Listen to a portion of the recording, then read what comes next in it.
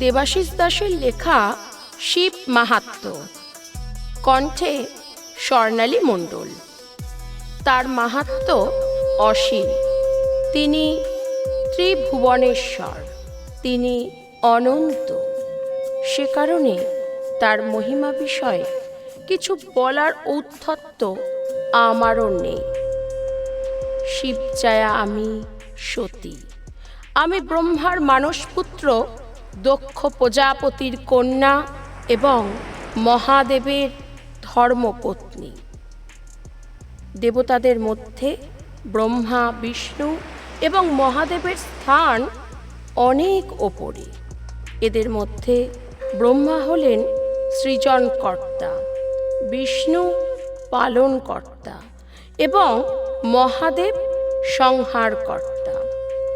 রুদ্র নামে তার সংহার মূর্তি ত্রিভুবনের কাছে এক ভয়ানক বিষয়।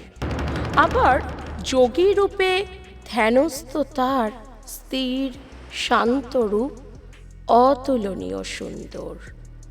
তার আরও একটি নাম মহাকাল, কারণ তিনি সর্বসংহারক।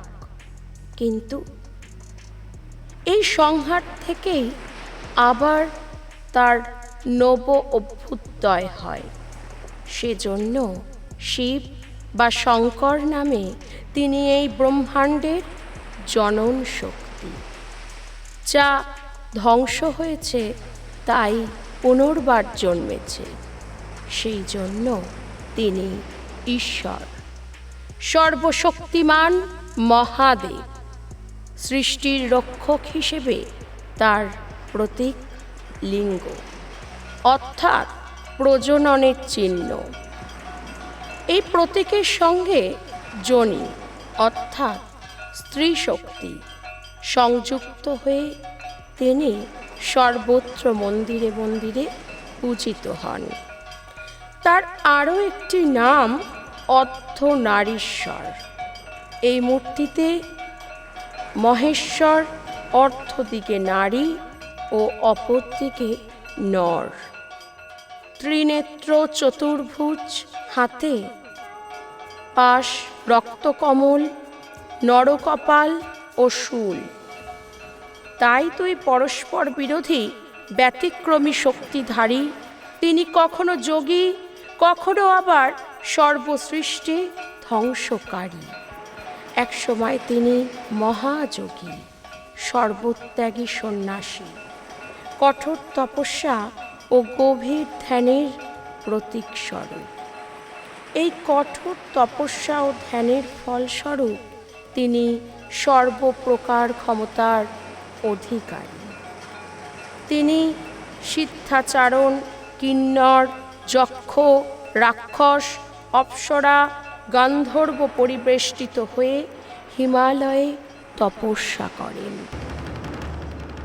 কৈলাস তার আবাসভূমি। জগৎমাতা পার্বতী তার স্ত্রী। কার্তিক, গণেশ, লক্ষ্মী ও সরস্বতী তার পুত্রকন্যা। যোগীর বেশে তিনি দিগম্বর, আর দেহ ভস্মাবৃত ও জটাজটধারী। আবার সংহার শক্তি প্রবল হলে তিনি রুদ্র, ভৈরব, ভীষণ সংহারক। ধ্বংসেরই তার আনন্দ। যেমন তার হাতেই লণ্ডভণ্ড হয়েছে দক্ষ যজ্ঞ। সে আর এক গল্প। একসময় আমার পিতা দক্ষ দেবী মহামায়াকে কন্যারূপে পাওয়ার জন্য কঠোর তপস্যা শুরু করেন। মহামায়া তাতে সন্তুষ্ট হয়ে আমার পিতাকে বর প্রার্থনা করতে বলেন। তার উত্তরে আমার পিতা বর প্রার্থনা করেছিলেন দুটি। এক, মহামায়া নিজে যেন তার কন্যারূপে জন্মগ্রহণ করেন। দুই, সেই কন্যা বিবাহযোগ্যা হলে যেন স্বয়ং শিবের স্ত্রী হন। মহামায়া এই বরে সম্মত হয়ে বললেন, তথাস্তু, কিন্তু একটি শর্ত আরোপিত করেন। ভবিষ্যতে কখনো আমার প্রতি কেউ কোনো প্রকার অন্যায় ব্যবহার করলে আমি সাথে সাথেই দেহত্যাগ করব। সম্মত পিতা কন্যা সৃষ্টির মানুষে বারণ কন্যা বিরিণী বা অশ্লিকাকে বিবাহ করেন। এরই গর্ভে এক কন্যার জন্ম হয়। এটাই হলো আমার জন্ম বৃত্তান্ত। পিতা আমার নাম রাখলেন সতী। আমি যৌবনে পদার্পণ করলে ব্রহ্মা ও বিষ্ণু দুজনে একত্রে শিবের কাছে এসে আমাকে বিবাহ করতে অনুরোধ করলেন, কারণ শিবের বিবাহের কোনো ইচ্ছে নেই, আর শিবের বিবাহ না হলে সৃষ্টি ব্যাহত ঘটবে। আমি এই বিবাহে রাজি হলাম, কিন্তু আবারও পিতাকে স্মরণ করিয়ে দিলাম আমার শর্ত, যে কোনো অন্যায় ব্যবহার অপমানিত হলেই সাথে সাথেই আমার দেহত্যাগের শর্ত। ঘাড় নেড়ে সম্মতি জানিয়ে নিজ কন্যা সতীকে মহাদেবের হাতে সম্প্রদান করলেন তিনি। কিন্তু মহাদেব পিতাকে যথাচিত সম্মান কোনো দিন দেখাতে পারেননি। মনে করে পিতা শিবের ওপর অত্যন্ত বিরূপ ছিলেন। আমার বিয়ের পর পিতা এক মহাযজ্ঞের আয়োজন করেন। এই যজ্ঞে সকল দেবতার নিমন্ত্রণ থাকলেও শুধু ইচ্ছাকৃতভাবে আমি ও আমার স্বামী শিব বাদী। আমি হতভাগ হই। নারদ মুনির মুখে এই সংবাদ শুনে এ তো অন্যায়। তারপর আমি সেখানে যাওয়ার জন্য ব্যস্ত হয়ে উঠি, কিন্তু আমার স্বামী মহাদেব তাতে তীব্র বাধা দেন।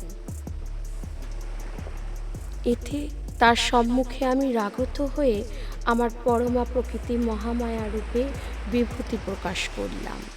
কালী, তারা, রাজরাজেশ্বরী, ভুবনেশ্বরী, ভৈরবী, ছিন্নমস্তা, ধূমাবতী, মাতঙ্গী ও মহালক্ষ্মী, এই 10 রূপে শান্তিপ্রিয় প্রতিদেব শিবকে বিভ্রান্ত করে তুললাম।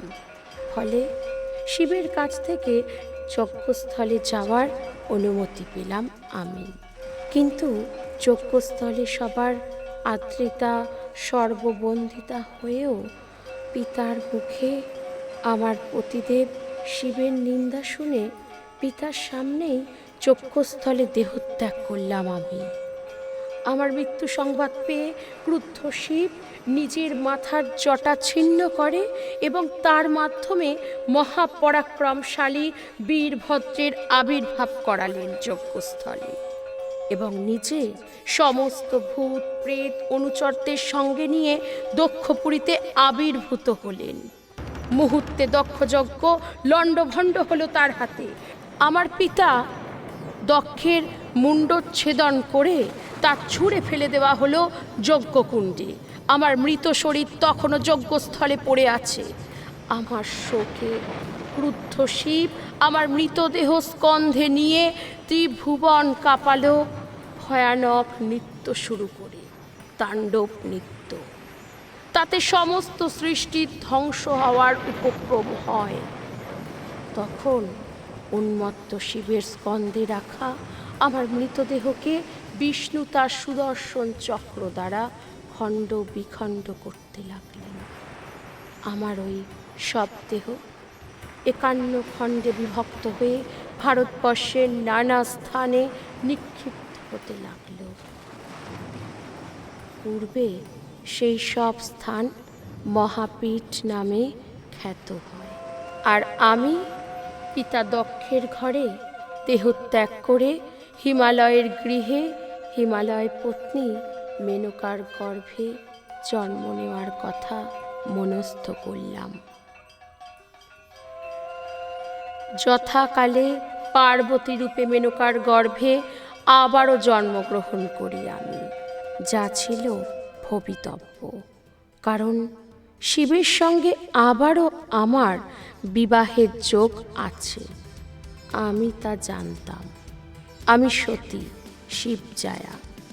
আমার পিতৃগর্ভে মৃত্যু এবং সুদর্শন চক্র দ্বারা সারা অঙ্গ ছিন্ন ভিন্ন হওয়ার কারণে 52টি সতীপীঠের সৃষ্টি এবং 52টি আলাদা আলাদা নামে, অর্থাৎ সুদর্শন চক্র দ্বারা খণ্ডিত আমার দেহাংশের নামে আজও পূজিত হয়ে চলেছি সারা ভারতবর্ষ জুড়ে।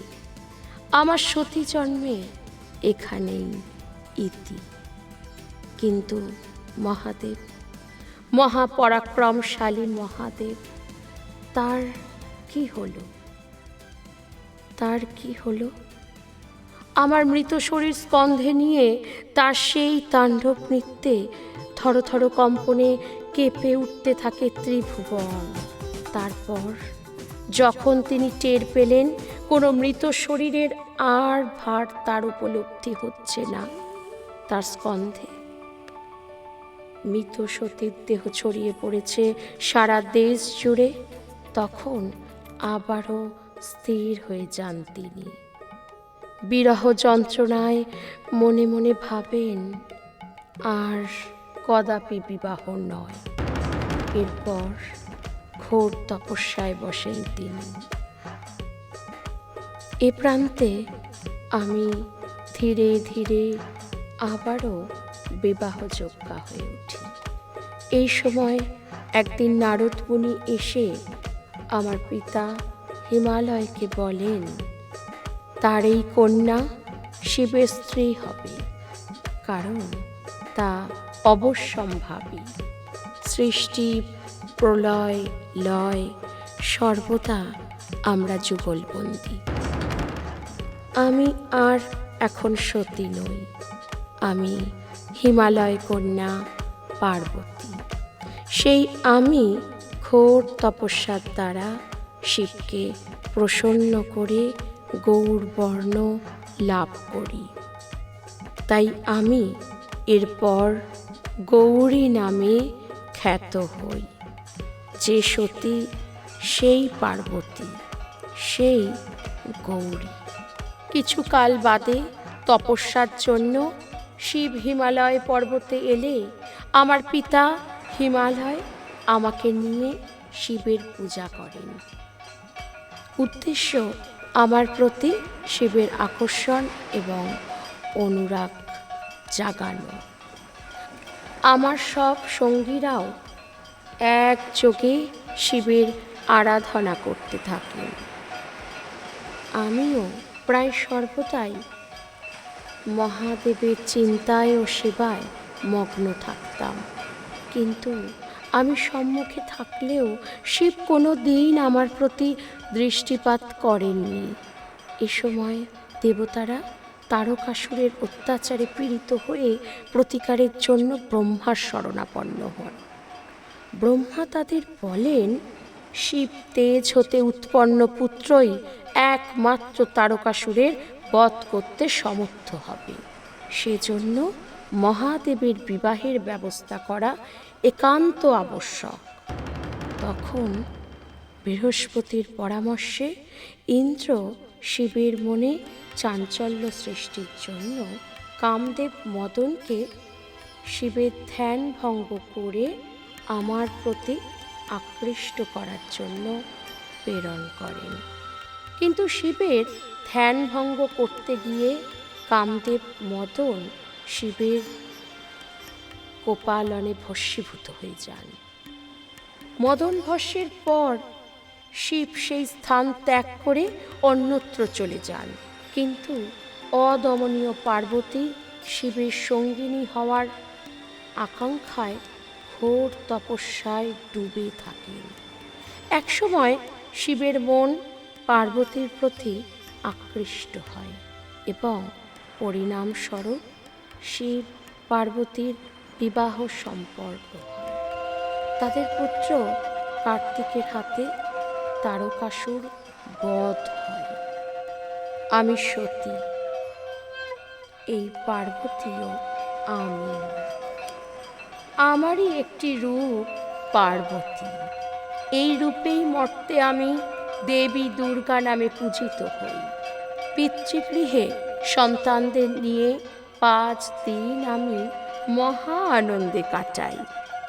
এবার কিন্তু মর্তে যাওয়ার অনুমতি মেলে সহজেই। কোনো দক্ষযজ্ঞ হয় না, বরং পৃথিবী মা আমাকে বরণ করে ঘরে তোলেন। পতিদেব শিব তার 6 ভূতপ্রেতদের নিয়ে আনন্দে মেতে থাকেন কৈলাসে। কিন্তু ভুললে চলবে না, তাহার অন্য নাম রুদ্র। বেদে রুদ্রের বর্ণনা ভয়াবহ। তিনি ভয়ঙ্কর হিংস্র পশুর ন্যায় ধ্বংসকারী। তিনি বিভৎস ও আকাশের লোহিত বরাহ। তিনি বিদ্বান, জ্ঞানী এবং মর্তেও দেবগণের কর্মের স্রষ্টা ও সাক্ষী। তিনি বদান্য, সহজে সন্তুষ্ট ও কল্যাণপ্রদ। আবার একই সঙ্গে ক্রুদ্ধ হয়ে দুষ্ট লোকেদের ও তাদের সম্পত্তি ধ্বংস করেন। বজ্রাঘাতে মানুষ ও পশু বধ করেন। এই রূপ পরস্পর বিরোধী চরিত্রের কারণে তার নাম কখনো শিব, কখনো রুদ্র, কখনো মহাকাল, কখনো মহাদেব। শ্মশানচারী, ত্রিপুরারী, মহাযোগীর বেশে তিনি দিগম্বর ধূর্যটি। তার দেহ ভস্মাবৃত ও জটাজুটোধারী। সংহার শক্তি প্রবল হলে তিনি ভৈরব, ভীষণ সংহারক। ধ্বংসেই তার আনন্দ। তিনি ভূতেশ্বর বা ভূতনাথ রূপে সমস্ত প্রকার ভূতের অধিপতি। তিনি শ্মশানে সাপ জড়িত মস্তকে, গলদেশে কঙ্কাল মাল্যভূষিত হয়ে অনুচরদের সঙ্গে ভ্রমণ করেন। আবার সমুদ্র মন্থনে উত্থিত বিষভাণ্ড গলায় ঢেলে তিনি নীলকণ্ঠ। দেবতা অসুর সবার ত্রাণকর্তা। সমস্যার আত্মক্ষয়ী সমাধান। আমি সাষ্টাঙ্গে প্রণাম করি তাকে। আমি ধন্য তাকে আনন্দময় স্বামী হিসেবে বরণ করতে পেরে। সংসার ক্লেশদগ্ধস্য ব্রত নাম শঙ্কর। প্রসীদ সন্মুখ নাম জ্ঞান দৃষ্টি ভব। সংসার ক্লেশদগ্ধস্য ব্রত নাম শঙ্কর। প্রসীদ সন্মুখ নাম জ্ঞান দৃষ্টি ভব।